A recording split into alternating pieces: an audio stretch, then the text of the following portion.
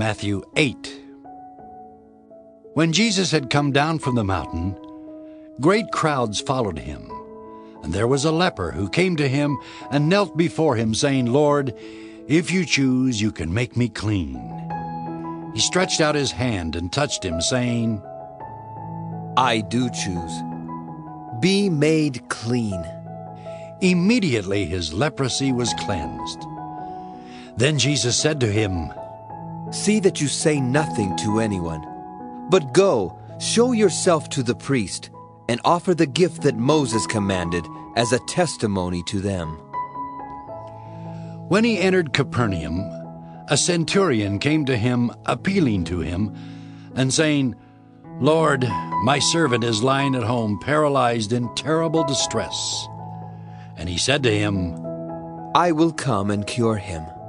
The centurion answered, "Lord, I am not worthy to have you come under my roof, but only speak the word, and my servant will be healed. For I also am a man under authority, with soldiers under me. And I say to one, 'Go,' and he goes, and to another, 'Come,' and he comes, and to my slave, 'Do this,' and the slave does it." When Jesus heard him, he was amazed, and said to those who followed him, "Truly I tell you, in no one in Israel have I found such faith. I tell you, many will come from east and west and will eat with Abraham and Isaac and Jacob in the kingdom of heaven, while the heirs of the kingdom will be thrown into the outer darkness, where there will be weeping and gnashing of teeth." And to the centurion Jesus said, "Go, let it be done for you according to your faith." And the servant was healed in that hour. When Jesus entered Peter's house, he saw his mother-in-law lying in bed with a fever. He touched her hand, and the fever left her, and she got up and began to serve him. That evening they brought to him many who were possessed with demons. And he cast out the spirits with a word, and cured all who were sick.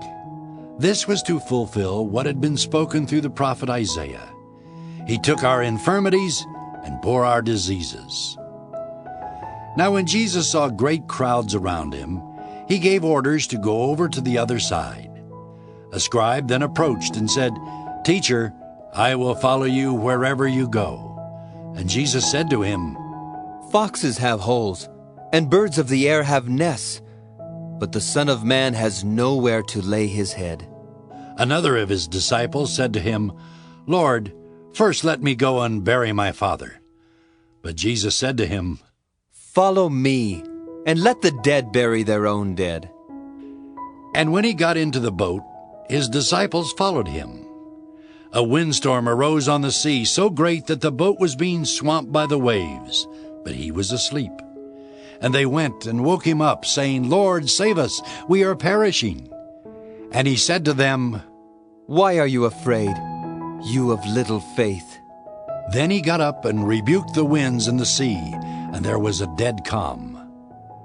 They were amazed, saying, "What sort of man is this, that even the winds and the sea obey him?" When he came to the other side, to the country of the Gadarenes, 2 demoniacs coming out of the tombs met him. They were so fierce that no one could pass that way. Suddenly they shouted, "What have you to do with us, Son of God? Have you come here to torment us before the time?" Now a large herd of swine was feeding at some distance from them. The demons begged him, "If you cast us out, send us into the herd of swine." And he said to them, "Go!" So they came out and entered the swine, and suddenly the whole herd rushed down the steep bank into the sea and perished in the water. The swineherds ran off, and on going into the town, they told the whole story about what had happened to the demoniacs. Then the whole town came out to meet Jesus, and when they saw him, they begged him to leave their neighborhood.